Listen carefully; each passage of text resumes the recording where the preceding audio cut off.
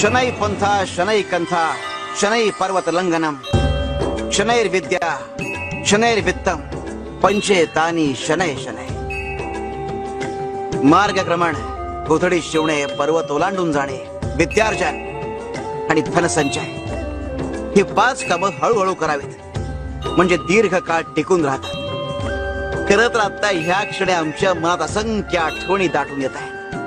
आमचं मन म्हणजे आषाढातल्या गडद निळ्या मेघांनी आभाळ भरून यावं तसं भरून आलंय। आपला श्वास पूर्ण होतो पण इच्छा शिल्लक राहते, तो मृत्यू।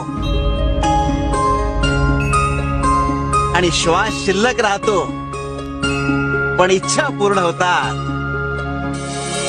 तो मोक्ष।